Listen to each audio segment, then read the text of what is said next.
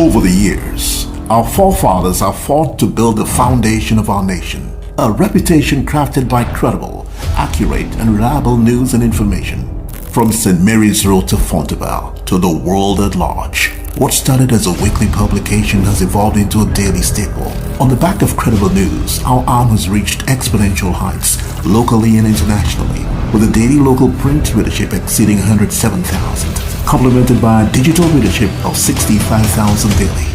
The nation holds Barbados' most extensive distribution network, the island's #1 visited website, and the largest combined social media following, a local industry benchmark that others only aspire to achieve.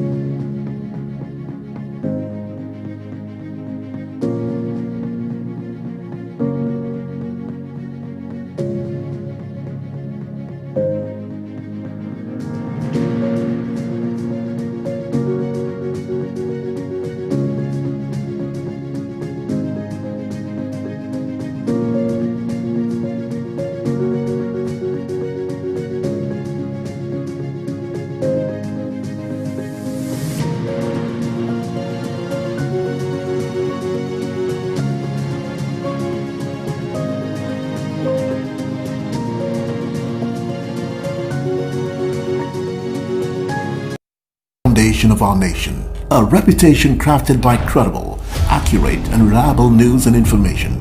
From St. Mary's Road to Fontebelle to the world at large. What started as a weekly publication has evolved into a daily staple. On the back of credible news, our arm has reached exponential heights, locally and internationally, with a daily local print readership exceeding 107,000, complemented by a digital readership of 65,000 daily. The nation holds Barbados' most extensive distribution network, the island's #1 visited website, and the largest combined social media following, a local industry benchmark that others only aspire to achieve.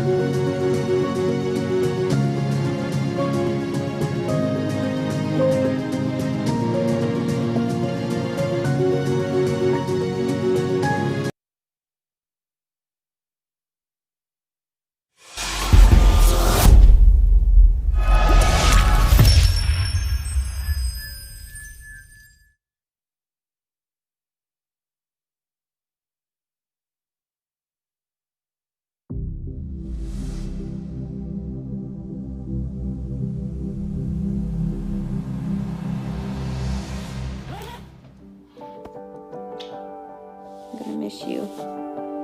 I remember very clearly this moment when I realized that the more impossible the dream is, the more opportunity there is for the Lord to show up and do what only He can do.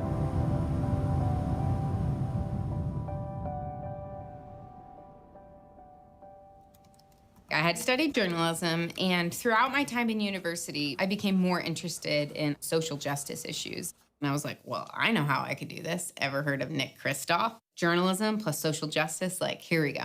So it turns out when you're 22 and you've never really traveled and you've never really had a real job in journalism, the New York Times is very less than interested in hiring you to travel around the globe and tell these stories.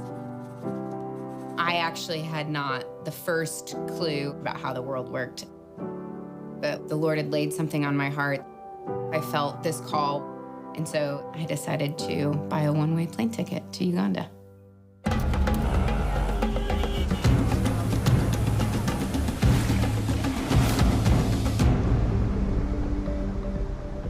I got connected to Cornerstone Leadership Academy, this incredible 2-year college prep program for the brightest young women in the country, where they had come from and what they had overcome to just be sitting here at this high school just humbled and challenged me.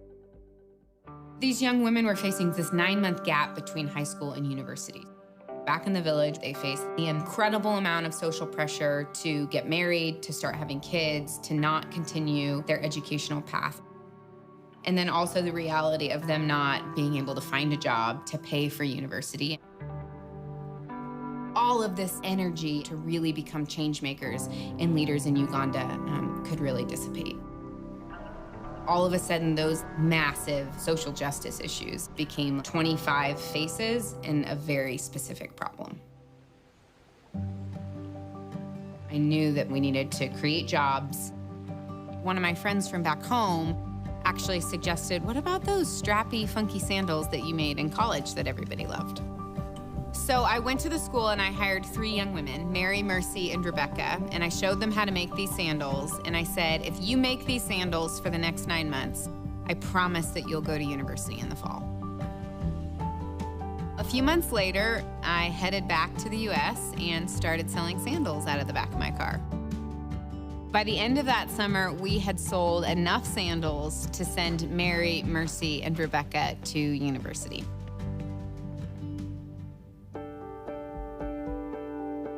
Several years ago, we were 3 women in a patch of grass making sandals underneath a mango tree, and today we're the largest footwear producer in Uganda.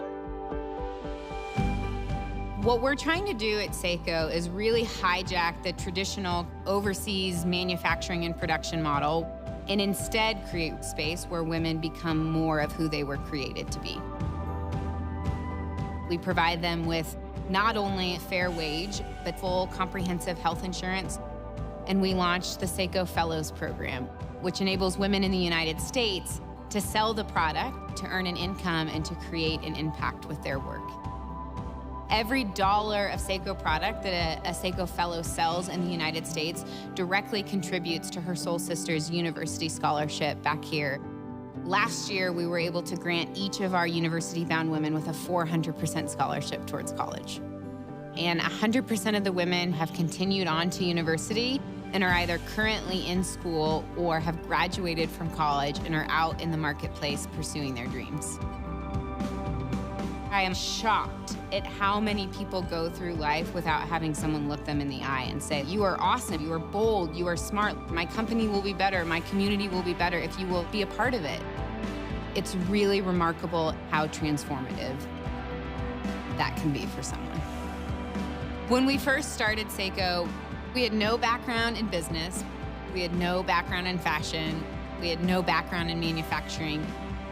But for me, I've actually realized that the Lord is so graciously inviting me into this story. My job is to just show up and say yes.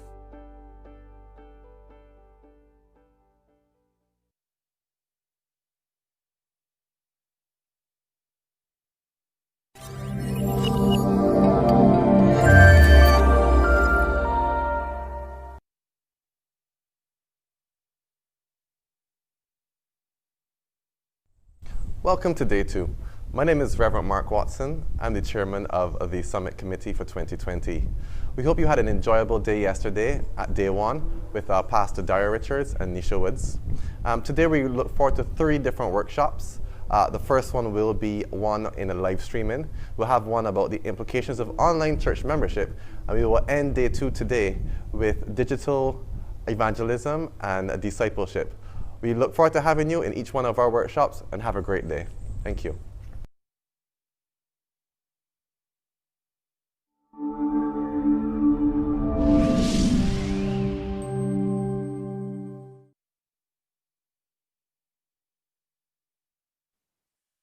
Good morning. My name is Reverend Mark Watson. I'm the chairman of the Summit Committee for 2020. But this morning, I have the absolute pleasure to bring you the first of the 3 workshops being held on day 2 of our summit, entitled A Basic Live Streaming for Churches. So let's jump right into the material, shall we? So first of all, I want to start with these 2 verses. I think it's important that we start in this location here. And this is taken from Luke 14, verses 23, and Matthew 16, verses 15. And it reads, "Go out to the roads and country lanes and compel them to come in, so that my house will be full. And also go into all the world and preach the good news to everyone." Now we know this as the Great Commission, but I find sometimes we don't understand that live streaming is a part of evangelism, a digital evangelism as well. Now, I'm of the opinion that we have been doing a great job in terms of evangelizing our 166 square miles. And I want us to come to that conclusion as well, not that we need to stop evangelizing in our home territories, but there is another arm of evangelism that we have been forsaking, and that would be live streaming. Now, if we live stream, remember, we can go in all the world. We can use the airways. It may not be the physical roads, it may not be the physical country lanes, but we can use the online airwaves to make sure that we spread the good news. Now, when we talk about live streaming, this is basically what people think happens. We have a camera, we have a computer, and then we have a destination site, usually a Facebook Live link or a YouTube link. We think this is basically what we need.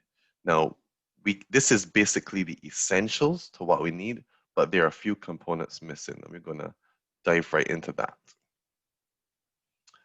This basically represents, in a more accurate description, what really happens when we talk about live streaming. We're going to see some things here, some components, some hardware devices that we're not too sure of, and I'll make sure that I spend the time to explain each specific hardware application. So first of all, I want you to notice that we have 2 different paths. We have one represented by red arrows, and we have one represented by the yellow or gold arrow. We're also seeing something that we're unaware of, and we don't really think about it, and I call it one of the unsung heroes of live streaming, and that is audio. Because we can have some really great video, but if we don't have great audio, people are going to tune out very quickly to our streams. And people sometimes overlook this. So starting from the far left, we want to talk about we need good audio and we need good video. Those are the foundations to any quality live stream that's going to keep our viewers' attention, and we want to keep their attention with us. We don't want to distract them. We don't want to hinder them from really receiving the word of God via the live stream. So we have our songboard and we have our camera. That's the 2 foundations. Now, your songboard, there's 2 types of songboards currently out there, basically. They're analog songboards and they're digital songboards. Now, a newer model would more than likely be a digital songboard, but there are some newer models that do come in analog. The advantage of the yellow or the gold arrow is that some cameras and some songboards can directly feed into a computer. And at some point, yes, a computer is necessary in your live streaming setup. A digital songboard will probably more than likely come with an external or an output for USB or a digital output, and that can plug directly into your computer, and that is represented by the gold line, where your songboard can directly communicate with your computer. We use that connection.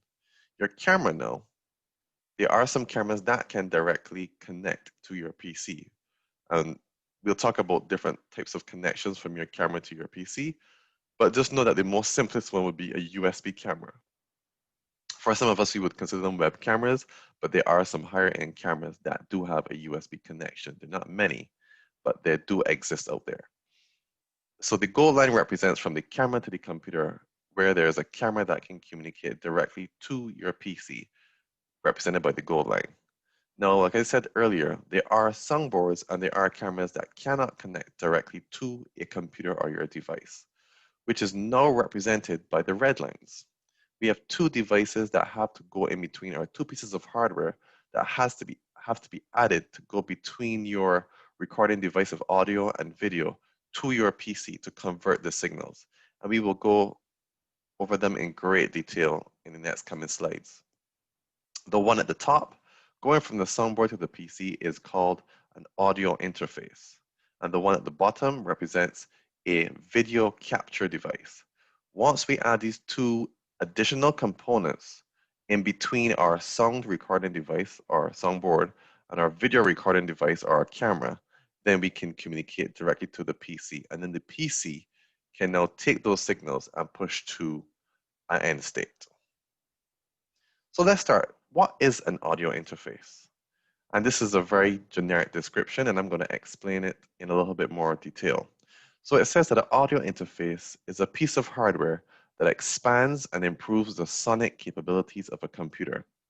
It says that some audio interfaces give you the ability to connect professional microphones, instruments, and other kinds of signals to a computer and output a variety of signals as well.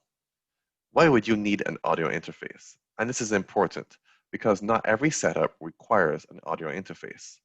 It says if your sound amplification device or your soundboard does not give you a USB output or another connection that can communicate directly to your laptop or PC. So again, I want to make this clear. This component is not required for every live streaming setup. It is only required on if you have a soundboard that does not have a USB output or a digital output that your computer can recognize. You need to have this audio interface.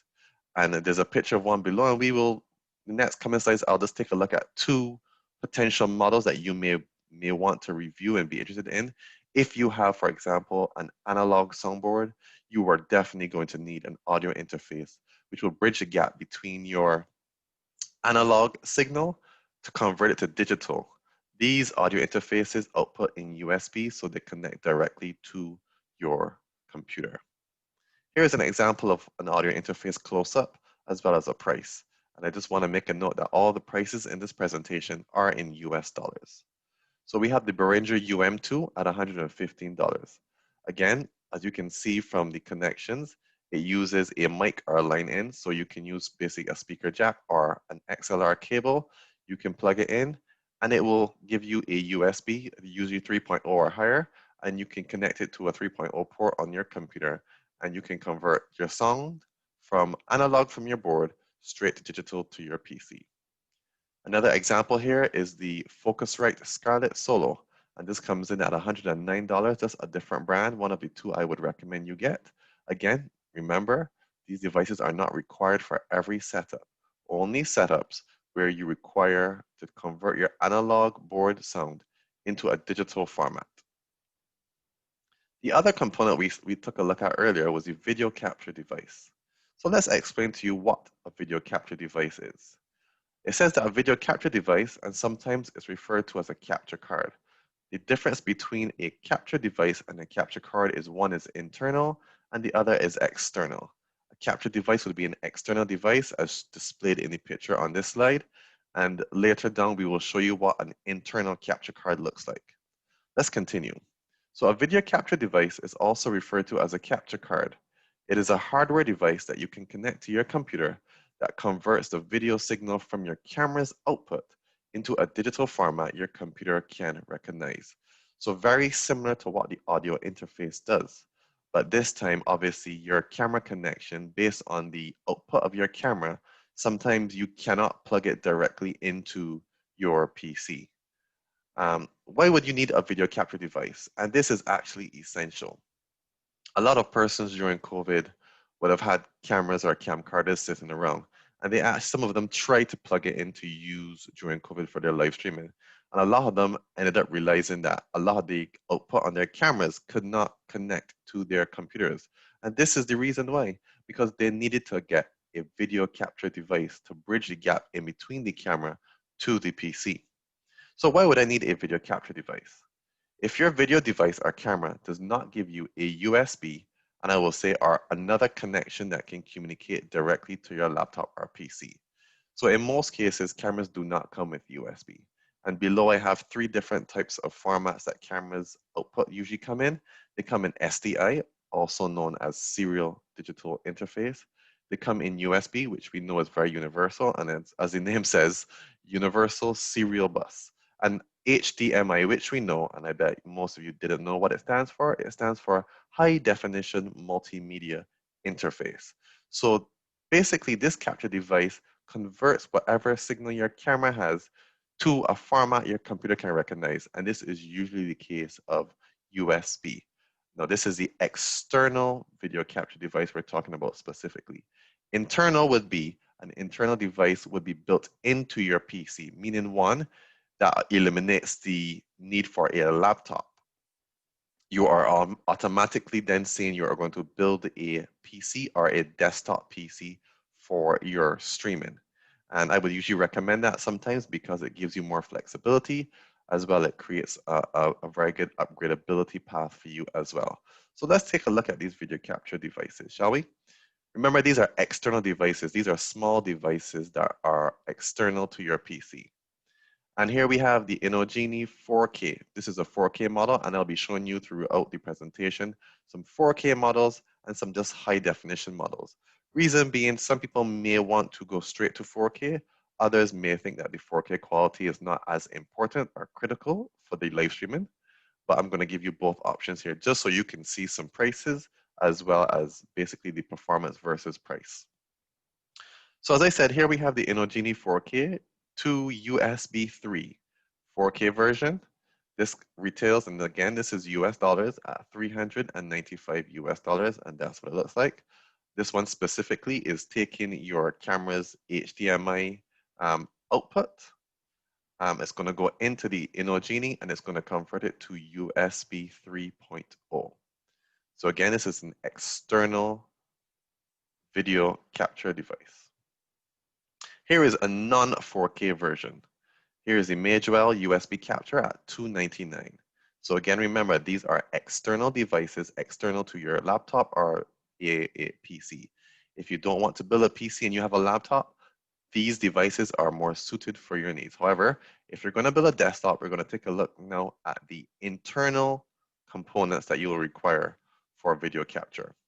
So here we have the Blackmagic Design HDMI, and this is a 4K model.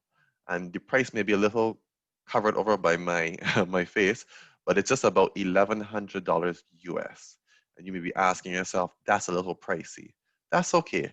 But remember, the external video capture devices were only allowed one camera feed in, one USB output into your PC.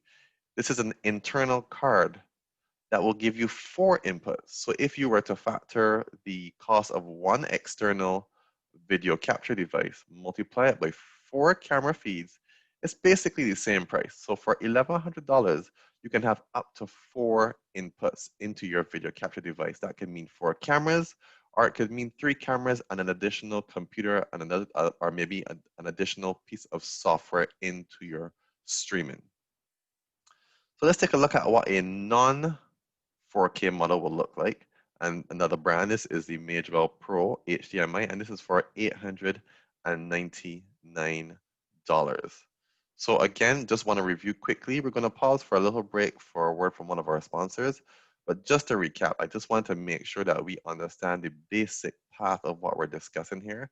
At some points, it may get technical, and that's okay. Just bear with me, please. I'm just giving you just a very basic outline. This material usually will be covered in 5 to 6 weeks, and I'm just trying to summarize it really tight and really to the point in just about an hour or a little less. So here we talk about what we need. We need quality sound. We need quality video. We need devices that can communicate in between our audio and our video devices, which can communicate to our computer. So we have our audio interfaces and we have our video interfaces. Okay, so let's just pause to get a quick word from our sponsors.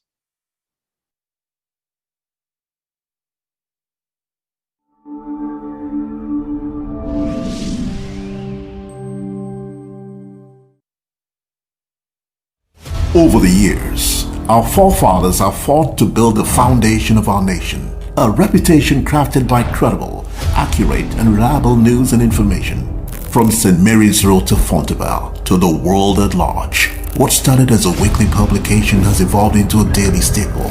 On the back of credible news, our arm has reached exponential heights, locally and internationally, with a daily local print readership exceeding 107,000, complemented by a digital readership of 65,000 daily.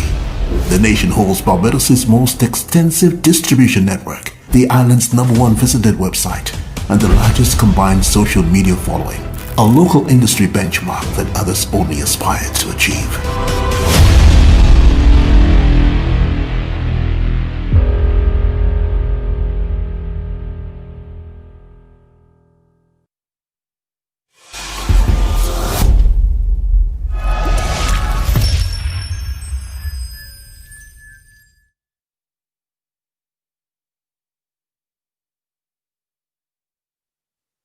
Welcome back.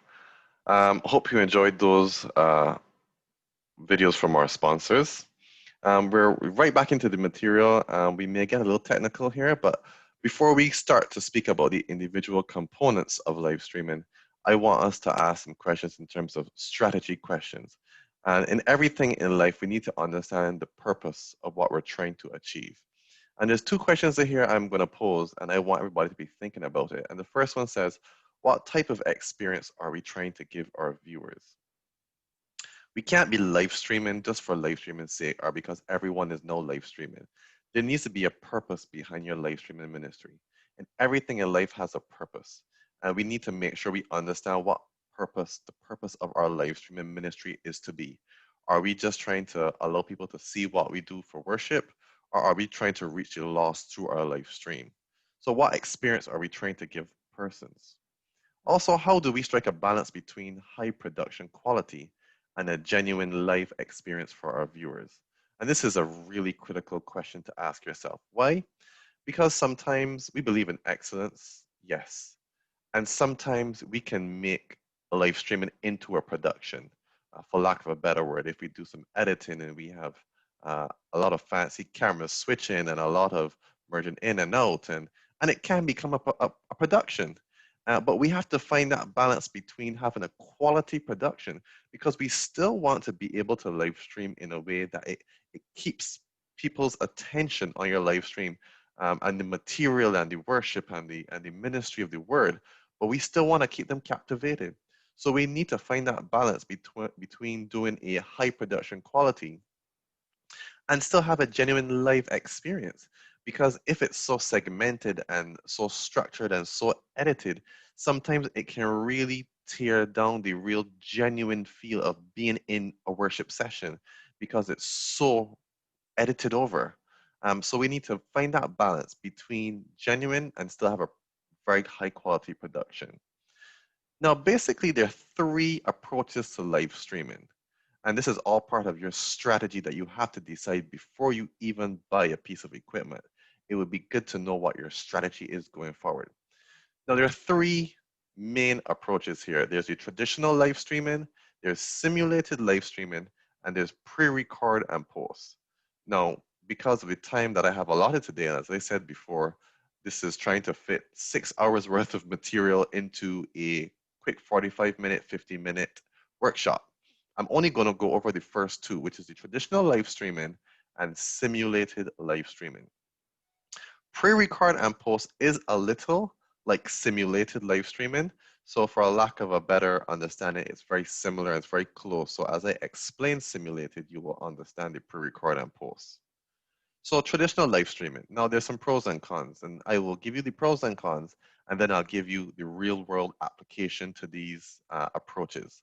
So for traditional live streaming, we have the pros of a genuine live feel and interaction with the audience. There's less pre-production, and it's always best for a smaller team. So we have a smaller tech team of 1 or 2 people, then maybe that's the method that you should be going with.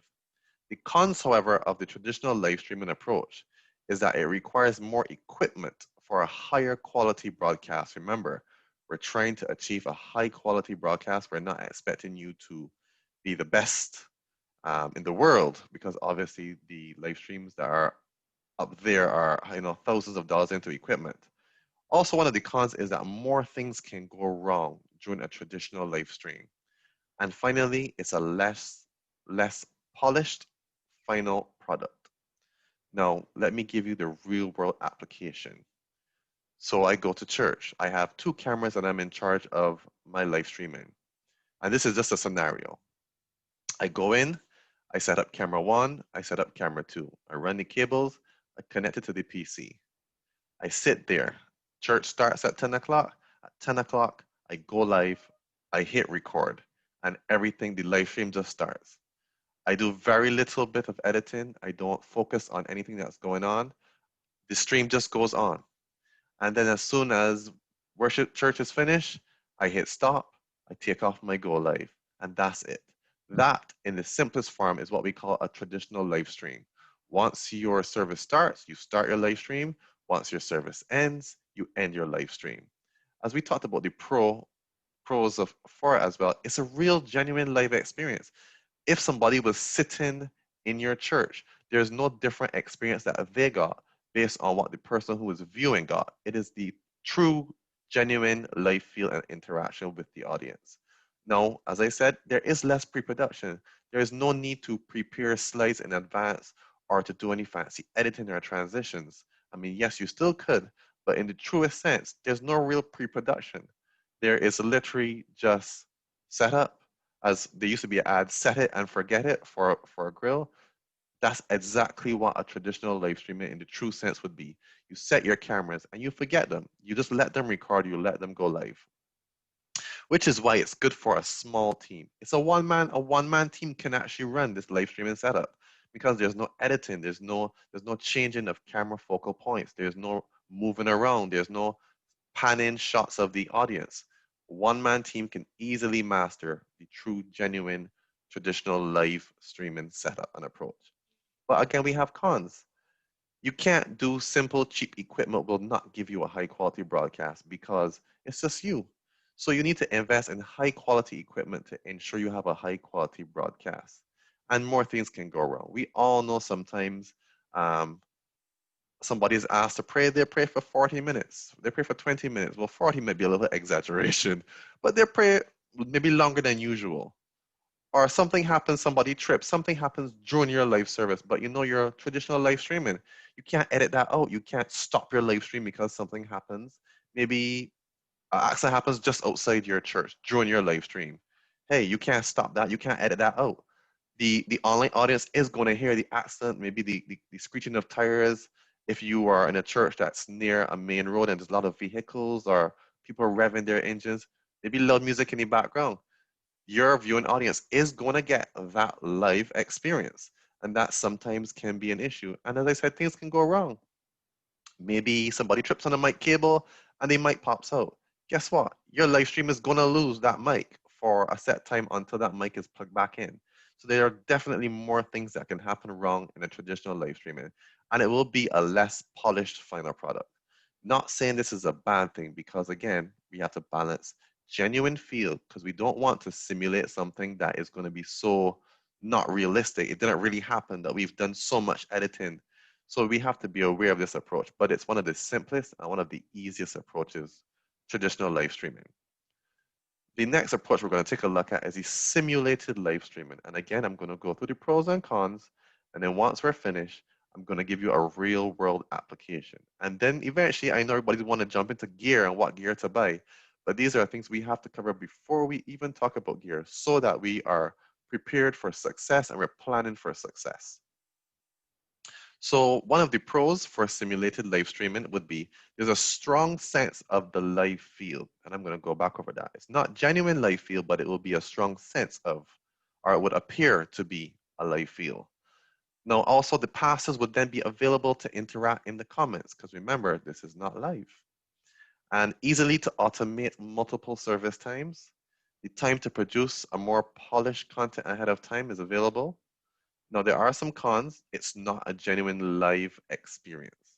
And there will be more pre, and I can probably put post-production work for this simulated live streaming. Okay. So what does this look like in real world application? Now, when it says strong sense of the live feel, It means we're not traditionally live. It doesn't mean that as soon as we start, we go live. No. And passes available in comments may be a little confusing. So let me break it down for you. A simulated live stream would be, if today was Sunday, I will record today's Sunday service, but I do not go live on today's service. I will record today's service, today's Sunday, but next Sunday, I will, after having a week of doing my editing and doing my modifications and doing any pre or post production work, I will simulate this today's Sunday service next week Sunday. I hope you're understanding me. I don't go live this Sunday. What I do, I simulate the previous week's service on my online viewers. Now, the advantage of that, there are numerous advantages. And the second pros would be that the pastors are now available to interact in the comments. Because before, if we were true live, the pastor would more than likely be on the platform. He can't get into the comments and interact with viewers. He's running the service. So now if we simulate it, we have an option, especially if we simulate it on a different day other than our Sunday. The pastor or senior staff of the church can now be in the comments, making sure they're interacting with viewers. If there are prayer requests, if there's counseling in the comments or the chat feature, they can then engage the viewers via that method. And as I said, it's easy to automate no service times because no longer are you restricted from Sunday service starts at 10 to 12 and you have to stream 10 to 12. You can record your service 10 to 12, but you can simulate your live stream on Wednesday 6 to 8. And that's the advantage of the simulated live stream. You can change your service times. You can have your church service 8 to 10, and then you can say your midweek simulated service on Wednesday 6 to 8. So it gives the church another opportunity, another avenue to host another type of ministry, another type of service. So if anybody misses your Sunday service, hey, you can show them the simulated service on the Wednesday. And again, it gives you time to produce a more polished content ahead of time. So when you record today's service Sunday, you have time now to edit it. So if the service was actually 3 hours long, you can now edit out pieces of your service that you may not want to add in. Maybe announcements, maybe somebody gave a greeting, maybe it was a song that went too long, maybe it was a special that didn't go as well that you don't want to go on your live stream.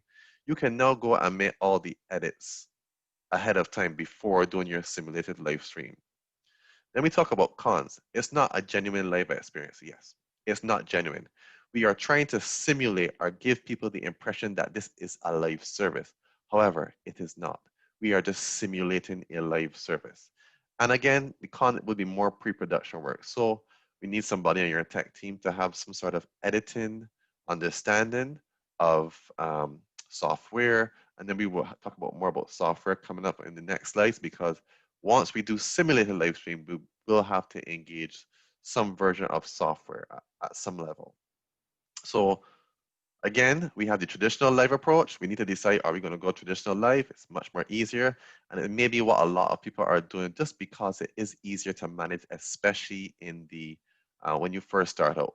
And then we have the simulated live approach, which is record, edit, and then simulate a live field later on in the week. Now, streaming software. A lot of people may just say, I just want a camera, I just want a audio capture device and a video capture device, and I'm just going to put it straight into Facebook Live. That's okay. There's nothing wrong with that. However, you do know that there will be no edits you can make if you're taking your video and audio feed directly straight into Facebook Live or into YouTube. You have nothing in between. No software is managing this interaction of your camera straight to Facebook or to YouTube. So I have thrown out here 4 types of software that are very well used worldwide. I usually recommend vMix. vMix is a very nice software. We have OBS Studio, we have Ecamm or Ecamm Live, and we have specific software from Blackmagic Design.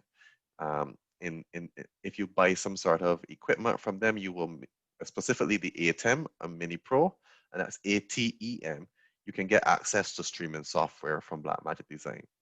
Now, in terms of cost, all these are a little different. The OBS Studio, some people may know this very well because it's a free software. The vMix software, it's a paid subscription, but it's a one-time payment. and the software is yours to use freely. Ecamm or Ecamm Live is a monthly subscription. And as I said earlier, Blackmagic Design, when you buy specific components or hardware from them, you will get at some point in time their version of streaming software platform. And I always recommend people, please, Ecamm Live is mostly for, or sorry, let me rephrase that. Ecamm Live is only for Apple products. However, vMix, OBS, and Blackmagic Design software can work across the platforms of Windows and OS or iOS. But, you know, go get the trial, try it out, see what works well for you. Some of them may be a little confusing, so it's good to do some sort of tutorial or template to understand which software it suits your need best, okay? But these are the 4 basic types of software. Right off the bat, I would recommend vMix, but I know Blackmagic Design also has some really good software features. And again, I said OBS is free. So nothing beats trying out OBS to see if it's something you can use, if you can understand, and then taking it from there. Now we're going to end this segment just talking about computer because it's important. And the computer is really the core of your live streaming setup. Now there's conversations about should I get a laptop or should I get a desktop?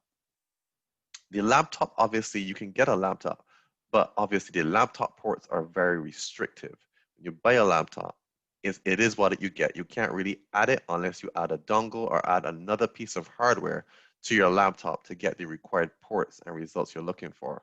However, if you build a desktop, you know you can buy the internal cards, you can change it, it's more upgradable. You can start with 16 gigs of memory, maybe upgrade it to 32. You can change a graphics card, you can change a CPU chip. So I usually recommend people when they're really sure and they're really going into live streaming to invest in a desktop PC as opposed to a laptop. But you can use a laptop if you have that available right now, and you will have to buy, unfortunately, additional pieces of hardware that will allow you to use your laptop. Now we can get very technical on computer, and I usually spend about 20 minutes discussing the computer in my regular course for live streaming. However, because I have limited time, I'm just going to show you one of these specs of one of a machine that I would have recommended for persons when building a live streaming setup.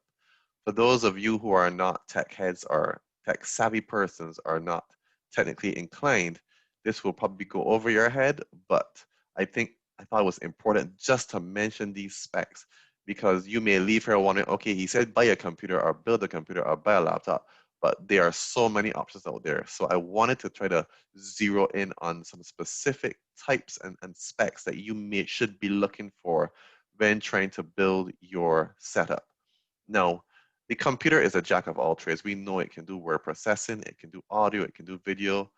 And when doing video especially, a regular CPU, if you go to a store and buy one, unless it's a very high-end PC, will not be what you're looking for because the camera and the audio is going to start to wane on your processing, your memory, your storage of your PC. So I really recommend if you are not going to buy a hardware device that can go in between your PC and your cameras, to really invest in a very high-end camera. And unfortunately, it does tend to raise the price of your PC setup. But like I said, there are components you can buy, like a video switcher, that will take the pressure off of your PC in terms of processing, frame rates, and all these different specifics. It will take it off, the load off of your PC and push it onto that device. So you don't necessarily need to invest in a high-end PC, but then you will need to invest in a video switcher or some form of hardware that will be going between your camera and your PC. So the specs I'm showing you is if you do not want to have a device in between your camera and your PC. So in other words, you just want your cameras to plug straight into your PC, which is for most people the easier setup, less hassle. And that's okay. I can understand why you would want to do that. So just very quickly going over these specifications, and you would have seen it on your screen. In terms of a motherboard, you really want to invest at least in a 570 series. In a CPU chip, we know we have Ryzen and we have Intel, and I usually recommend the i5 or i7 or the Ryzen 5 or 7. Now, the specifics of that CPU depend, but I usually recommend going higher, the highest in that class of i5 or i7 or highest in the Ryzen 5 or 7, just because we want those cores, we want those threads, we want to have a very good, high quality streaming setup. For graphics card, this slide was created a little late, so I do have the GTX 1600 series, but obviously we know that we have the RTX 3000 series currently launched this year, so I would probably change it to something in the RTX series 3000. For a computer case, we want to have a nice mid-tower or a full tower case. Let me just tell you, we need to get a lot of fans because in the Caribbean, we don't have AC houses or AC churches. Most of us don't. So we need to make sure we have maybe a large case that we can have very good airflow. For storage, we're looking at, I usually recommend an NVMe M.2 to keep your OS on, and an additional either a solid state drive or a hard disk drive, very large, a couple of terabytes, because when we start streaming, we want to also be able to record all of these video files. So we need to record them somewhere. So either have a very large storage in your PC or invest in external storage or cloud storage or the combination of both. For a power supply, we're going to need to have at least 500 plus watts. I would recommend going closer to 700 to 750 just because we want to make sure when we buy these components that we have an upgrade path already set up for us. For capture card, I usually recommend getting a Blackmagic or a Magewell capture card. Remember, these are the internal capture cards, because if we're going to build our PC, it makes sense to buy the internal card as opposed to buying an external device that can only maybe convert 1 or 2 cameras. For memory, I always recommend when you're doing streaming, start at 16 gigs and work your way up. Try not to get anything below 16 gigs. We want to make sure your PC has enough memory to handle all the processing that's going to take through. And of course, for the operating system, go for Windows 10 Professional. For case fans, again, we want to make sure we value performance and good airflow. We want to make sure we have our components cooled. We live in the Caribbean, and some of us also that will be seeing this stream. We are in the Caribbean. We have hot climates. We do not want to put our system under any undue stress from heat. So make sure we get some case fans to make sure we have good performance airflow. For a monitor, I usually recommend you have a dual monitor setup for your streaming setup, just because you need the real estate in terms of controlling cameras, controlling your streaming software. If you're also pushing it to Facebook or YouTube, you want to make sure you have enough real estate that you're not minimizing anything, that you can spread everything across 2 screens. I usually recommend getting a high-end monitor just because, especially if you're going to do some editing on that rig, you can invest in a gaming monitor or a very high-end monitor. For the peripherals, keyboard and mouse, I recommend a gaming keyboard or mouse. Wireless or wired, it doesn't really matter, but these gaming keyboards and mouse will give you better functionality and enable you to manage your streaming much more efficiently. I'm going to pause here again, and we're going to hear another word from one of our sponsors. So stay tuned, we'll be right back.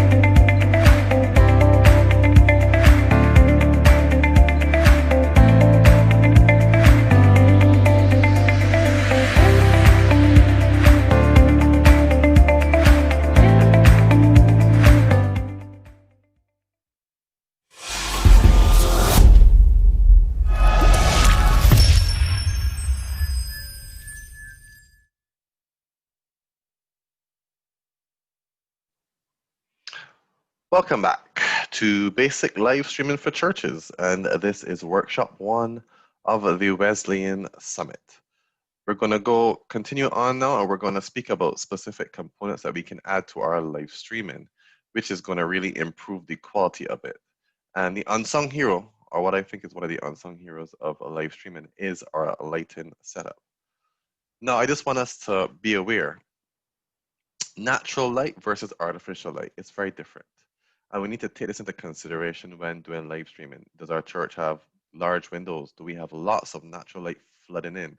Do we even have sun coming across our platform? You know, these are things we need to worry about. If we're going to do night recording, is our platform adequately lit? Do we have enough artificial light to ensure that we have a good quality image? And then, of course, we need to remember day, evening, and night. These are three different recording scenes.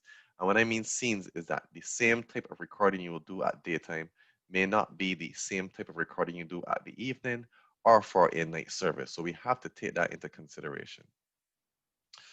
Best recommended would be to have some production lighting, and this is lighting that we would see more in terms of, you know, drama, special events, dances. You know, we need to get that production lighting, and I know a lot of the churches doesn't have that built in right now to their auditoriums, but there are some easy ways to get around that. And I just want to leave it this last point here.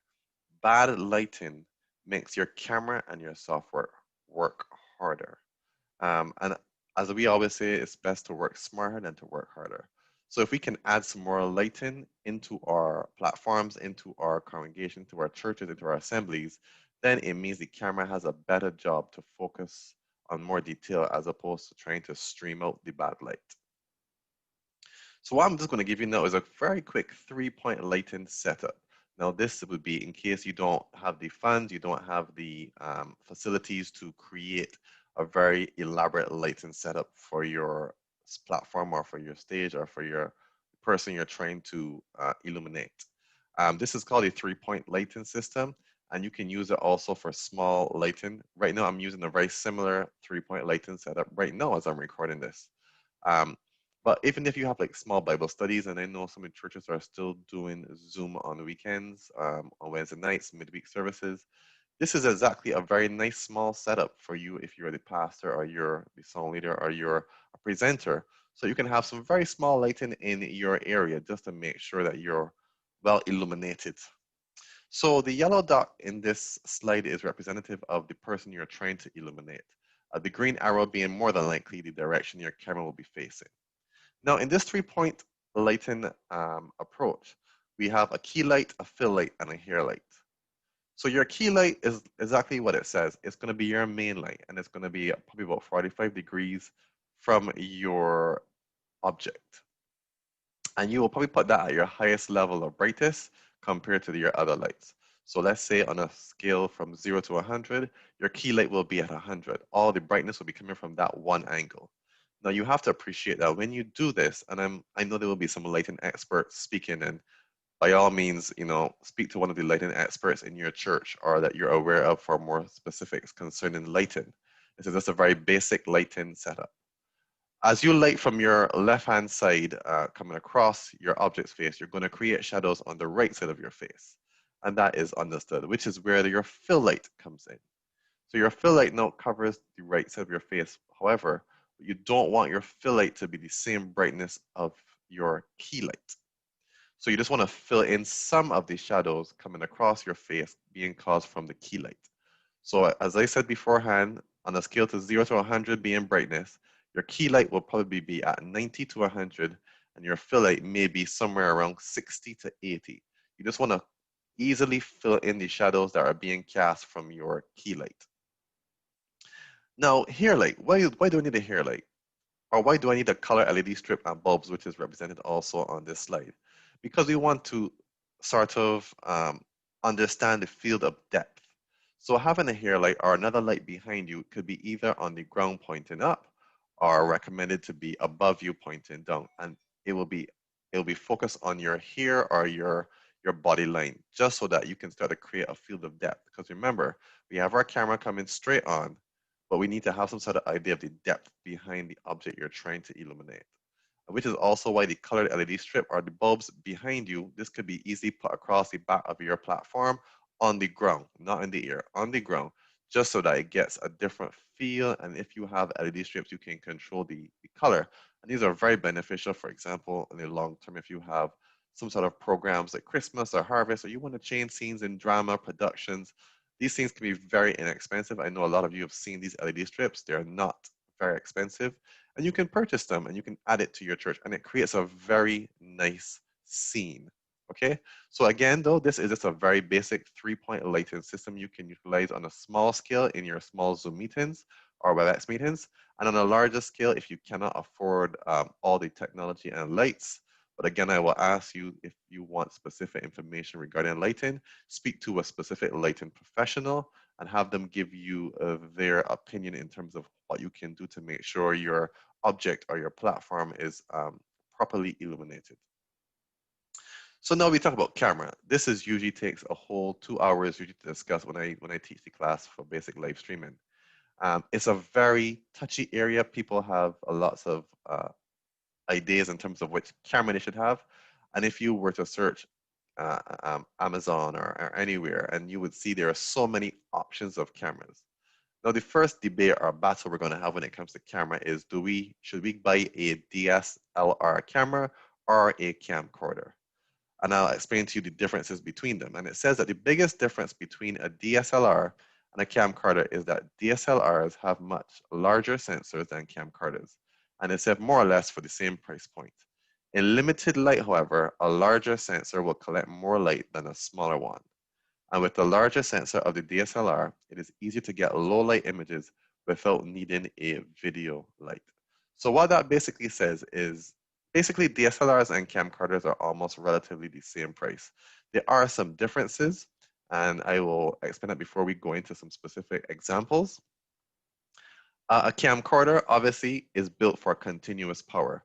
They do have batteries, but most of them have continuous power, meaning there's an adapter that plugs in to make sure they're constantly powered on, and the battery on board is a backup in case the plug comes out.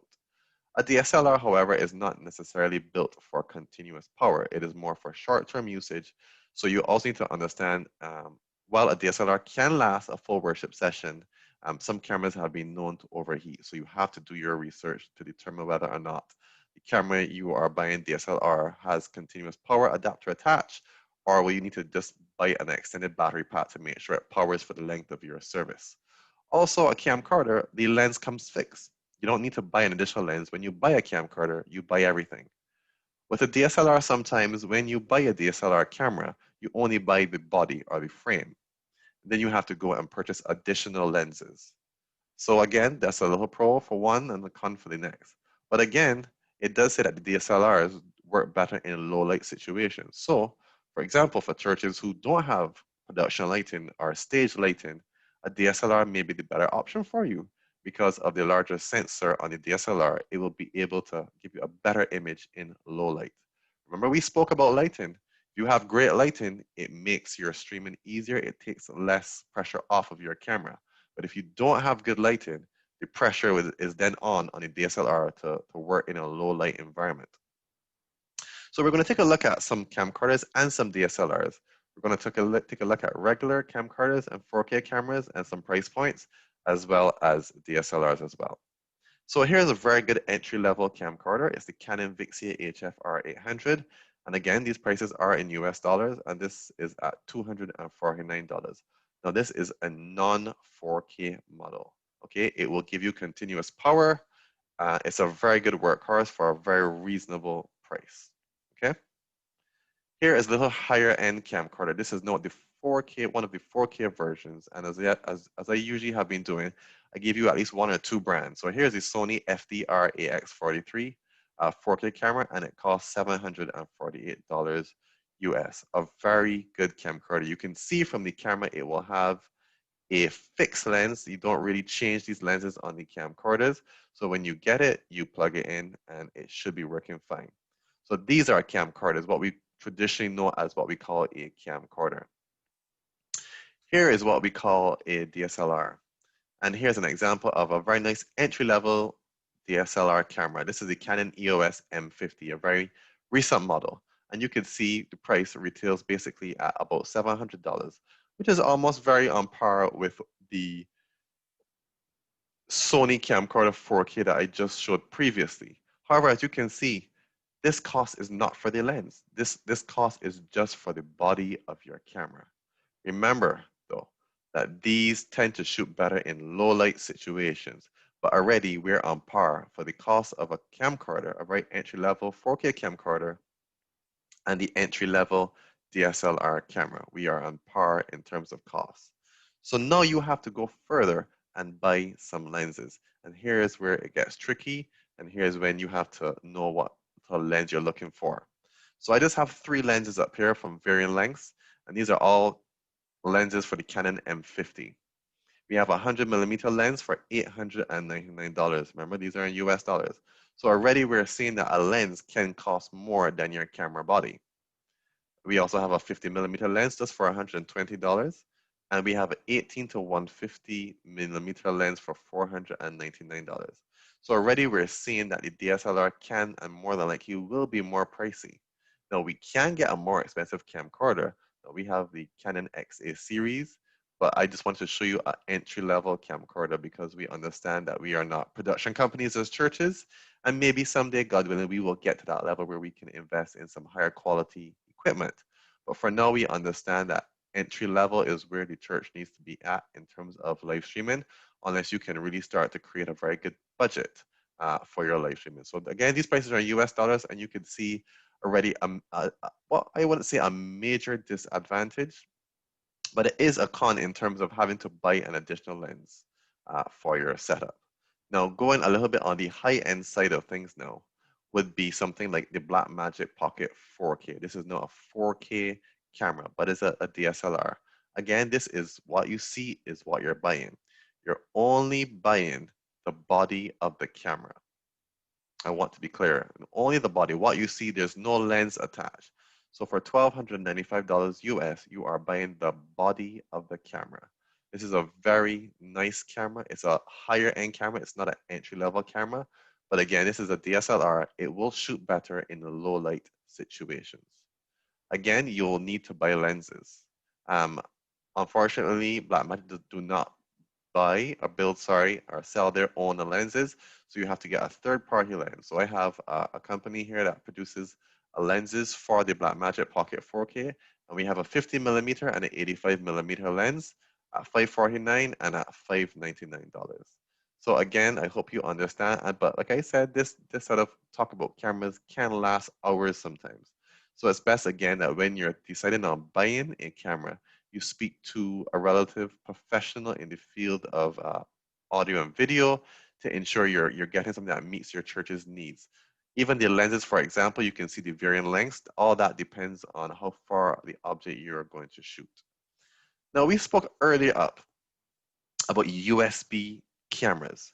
And here's an example of one. This is a PTZ camera. PTZ stands for pan, tilt, and zoom. Now, these cameras can come in very handy. They're very clean. They do everything you need it to do. But there are a reason why you may need this camera. If you have a very small tech team, you don't have people to be constantly moving cameras to give you varying scenes in your live stream, as in a zoom in, a zoom out, audience shot, going around here, a stage shot. Now, these PTZ cameras can be programmed for different scenes. So for example, this will be, installed on your wall, under a roof, in a ceiling. And you can preset locations. So let's say you can preset like 5 scenes. So scene 1 for this camera could be on the platform. Scene 2 could be on the drummer. Scene 3 could be a pan shot of the audience. Scene 4 could be a zoom in on the platform. And scene 5 could just be a straight head-on shot of a zoom out, showing the whole congregation and the platform. Now, you can preset all of those scenes, and then from a PC or from additional hardware, you can actually change these scenes at a push of a button. So these are very good, especially when you have a small team and you don't want anybody getting up and moving around and changing cameras around. You don't want maybe any wires hanging around. Hey, you install a PTZ camera, you set your scenes, and you have a varying degrees of scenes for your live streaming available to you without any disruption, no cameramen, no tripods. You install this on the wall, ceiling, roof, wherever, and you get really good high quality shots. The problem with some of these PTZ cameras are they don't generally see a lot of them in 4K, but you will get a good 1080p or HD quality. This one specifically that I have on the screen right now is a USB, meaning this plugs directly into your PC. There is no need for a video capture device, which is a benefit. But again, since it doesn't have anything, it is going to start to put some stress on your PC. So we need to make sure you have a good quality PC that is supporting your cameras. We do not want to buy a Ferrari and put the cheapest tires on it.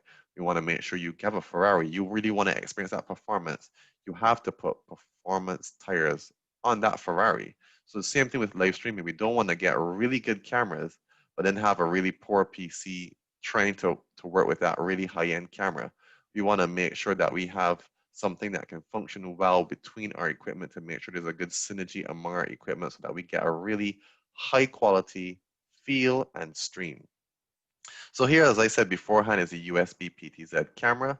It retails for between $1869 to $1979, and the difference in price is based on the zoom. So we can, as you can see, I have this comes in a 12x zoom or a 20x zoom. Again, zoom would be dependent on how large is your church, how long is your assembly. If you have a very long church, 100+ feet, I recommend getting the 20x zoom. If you have a very short church, maybe 50 feet, 60 feet, again, we would have to take a look at it and to see the specifics of your congregation. But a shorter zoom would be needed if you have the camera at a closer location to the objects you're trying to capture. Another type of PTZ camera would be the SDI. Remember, we talked about 3 basic formats of cameras, the SDI, the HDMI, and the USB. So this one is a SDI version of the PTZ camera. Price is relatively the same at between $1759 to $1979 US. And again, this one comes in 3 various types of zooms. We have a 12x zoom, a 20x zoom, and a 30x zoom.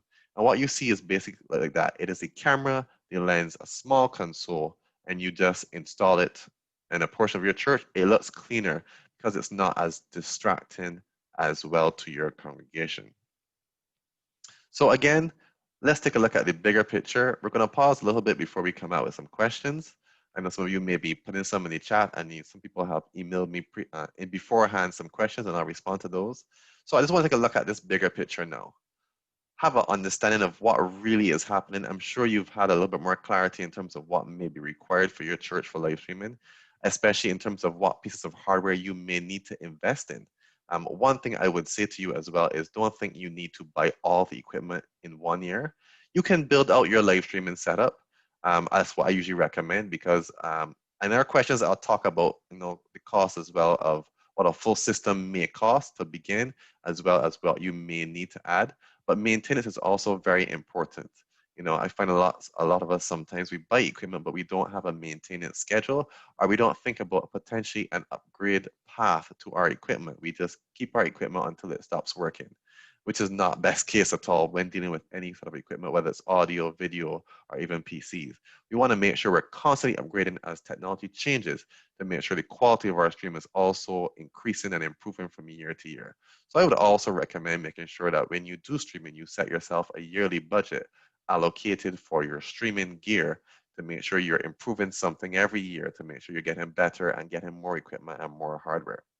So the bigger picture is in front of us here now. We have the yellow line, which basically shows us how our audio can go directly from our board to our PC. We have the first red arrow, which shows from how if we have an analog board, we can go from the analog board to our audio interface straight to the PC. Now I've added something else here, which is Easy Worship. And I just want to touch briefly on the fact that we can now add our streaming software or our lyrical software, Easy Worship, SongShow Plus, our presentation software into our PC as well. So we would add some other components such as slides, sermon notes, verses. We can add that now into our live stream. But that is a very detailed subject in terms of which software can do what, including stuff like titles during your live stream. But I just wanted us to know that Easy Worship, SongShow Plus can integrate into your streaming software, whether it is vMix or Ecamm Live. Now, the last component, as we see in the bigger picture, is our camera. And we talked about cameras, types of cameras, and the cost of cameras. Again, we need to have a video capture device, whether it is an internal into a computer PC or an external video capture device. And then from there, we can forward our stream after the computer does all the processing, as well as all of the editing. We can now push that finally out to YouTube or Facebook, and our final product is completed. So I hope this has been a very beneficial session for you.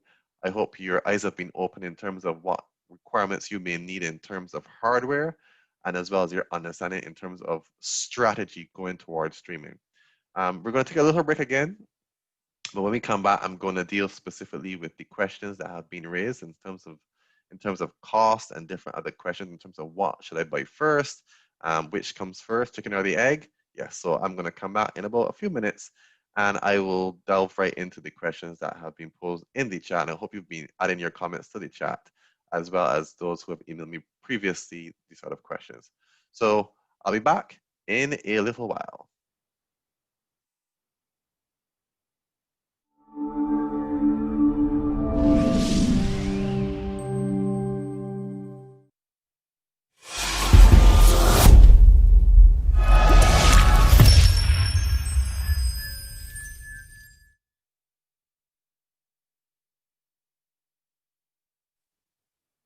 Welcome back, guys. We're just going to end now with some of your questions. I've got a chance to take a note of a few of them, and I will try to answer them as best as I can.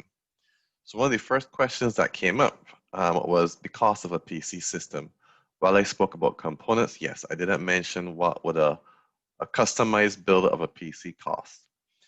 For example, if you are going to use a PC build, which is a desktop, I usually would recommend, if you're going to put the pressure on your processor, you need to budget, I would say, approximately around $4,000 to $5,000 Barbados to build a system that would adequately perform for your streaming needs.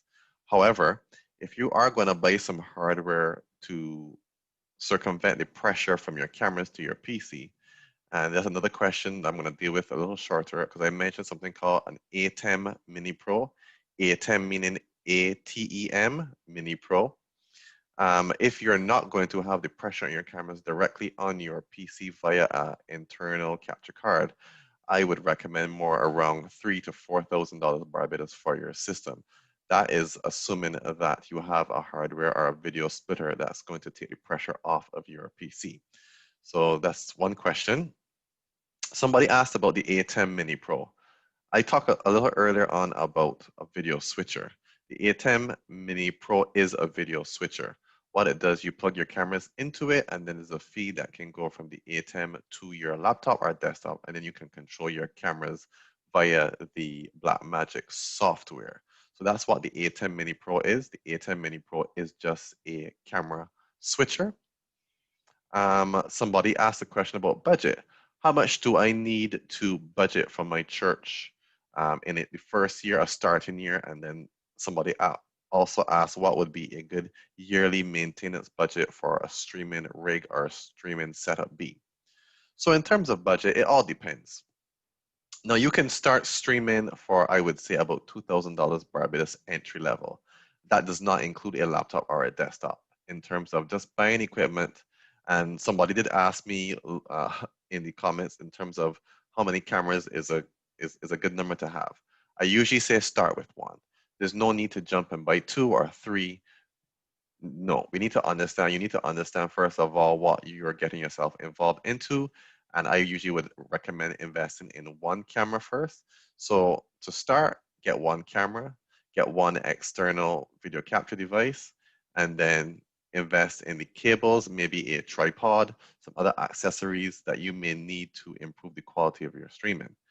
So budget, if you really want to come in entry level, like barely getting in there, minus a PC or a laptop build. Because if you have a laptop, that's fine, you can use it. In the interim, as I said before, about $2,000 Barbados will get you an entry level system. No 4K, no bells and whistles, just the bare minimum. So I usually recommend people not get the bare minimum unless you don't have any other option. I would suggest about $3,000 to $4,000 Barbados in the first year of your streaming that you can invest into a proper camera. Unlike a PC that has an upgradable path, The cameras don't necessarily have an upgradable path. When it's time to change, you will have to either sell or bless a church with your old camera so you can purchase a newer camera. So I would usually recommend not going in the bare minimum for a camera unless you have to, but invest in a little bit more higher end camera, not all the way up to thousands of dollars, but between $1,000 is a good area to buy your first camera. In terms of yearly maintenance, again, this all depends on the church's budget in terms of their financial position. Do they have room? I recommend at least a minimum of $1,000 should be spent a year on your streaming setup. Ideally, if you have the functionality, I would say about $2,000. Remember, I'm viewing live streaming as another arm of evangelism. So the same way how every year you do spend money on evangelism for your church, I recommend part of your evangelism budget should be spent towards live streaming. So ideally, it would be nice to say $2,000 a year, because after that, maybe in your first year, you could buy a second camera. But I would suggest about 4,000 or a little between 2,000 to 4,000 to start, but on a yearly basis, around $1,000 to $2,000 to maintain your streaming and to make small achievements. Somebody also asked me, should I start with one camera? And yes, start with one, but also make sure the components you're buying allows you to have more than one camera as time goes by. Again, we don't want to buy ourselves into just having one camera. Some of us may have one camera and we're happy. I usually recommend having at least at minimum 2 cameras in your live streaming setup, just because it creates different angles, different content, different context of your live streaming, so it produces more excitement. And have maybe one dead on and one at a 45-degree angle. But yes, start with one camera for that question, but just make sure you have a room that you can add more cameras down the road, usually after the first year or the second year. Somebody asked me, is phone recording bad? Phone recording is not necessarily bad, and I know a lot of people may have used it initially during the COVID where you just had your phone. Maybe you had a tripod, maybe you held it with your hands. Phone recording a phone is not really meant to record video for long periods of time. The same way as a PC is a jack of all trades. It's not, if you buy a specific or you build a specific PC for a specific usage, it will look differently than your home computer or from your home laptop. So a phone is not really made for that. But yes, you could have just put your phone on a tripod, hit record, and it would have recorded your service. The other problem would have been the audio. What sort of audio of your recording would it be? Would it have been blurry, distorted? Maybe somebody close to the camera who may have clapped loud, the camera would have picked that up because the mic is obviously not a directional mic, but it's picking up sound from all around the phone. So while I will say yes, the phone camera has, the phone recording has its purpose and place, I think that we need to advance from that into a specific recording rig or a setup that is more suited for recording, and especially that we can capture our audio sharp directly from the board so we can stream high quality audio as well. Somebody asks, how can I make my streaming more professional? There's a number of ways you can make it more professional. You can improve some hardware, some equipment as time goes by in terms of adding different components. One of them, as you would have seen during this summit from yesterday and today, would be the injection of ads or logo animations. These are small things that can act as fillers, and they produce a very much more finished look and a more polished look to your streaming. Somebody also asked, where can I learn more about streaming? And I will tell you point blank, YouTube is a wonderful resource. It has grown into a learner's paradise. You can go ahead and search on YouTube streaming setups for churches. You can search on YouTube camera reviews, gear reviews for specific things that may have mentioned. Also, locally here, Notes of Praise do have a course on live streaming. I actually teach that course, and there are a few others, but nothing is wrong with if you see someone locally that has a very nice streaming setup and you're really trying to reach their level, send them a message, ask them, hey, look, I'm trying to get my church sorted out. What camera do you have? What's your gear? How does it work? Can I come and shadow you on a Sunday and see how you use the gear? Nothing is wrong with that. I'm sure that that church will have the availability and will happily allow you to come and just watch and ask some questions so you can go away and build your own. but also as well, there are some experts in the fields of video equipment, audio equipment, lighting equipment. You know, always seek the advice of professionals, and sometimes these people are in our congregations, and we can utilize them and their knowledge. So go to your church. If you know you have somebody who's good at IT, speak to them about building a PC for your streaming. If you know you have somebody that deals with lighting, speak to them about how you can improve on a short-term basis the lighting of your platform, or the subject, or the platform or the podium. If you have somebody in sound, you know, have them come over. Okay, what can I do to improve my sound equipment? Am I not doing a very good job mixing? Are there specific training also available a number of places for audio mixers or sound technicians? There are some other questions here pertaining to type of camera I would recommend. Again, I don't want to recommend a camera. You have to understand your budget. You have to understand what you can. Do you have technical people already there that can use a DSLR camera? Then maybe you can get a DSLR camera. A camcorder is much more easier to manage than a DSLR camera. So we have to know exactly what we are doing. I think that's basically the end of the questions, and I think my time has expired. But thank you for allowing me to share with you this morning in Workshop 1 of the District Summit 2020, Basic Live Streaming for Churches. I hope that some of the material that has been discussed has been of benefit to you and your congregation. Again, it's literally cramming 5 to 6 weeks, 5 to 6 hours into a 1 hour segment. So I apologize if the material came quick and fast and you weren't able to digest it. But however, like I said, there are other places you can get some information on it. You can go to YouTube. You can also speak to Notes of Praise about the courses they're offering in terms of live streaming, as well as speak to some churches in the Wesleyan body or even external of the Wesleyan body to figure out how are they doing it, how are they getting that level of live streaming available. And remember, view live streaming as an arm of digital evangelism, and you will understand the importance of it much more. So thank you very much. I hope you really enjoyed your workshop number 1, and I hope you're looking forward to workshop number 2 and 3 later today. So God bless. Have a great day.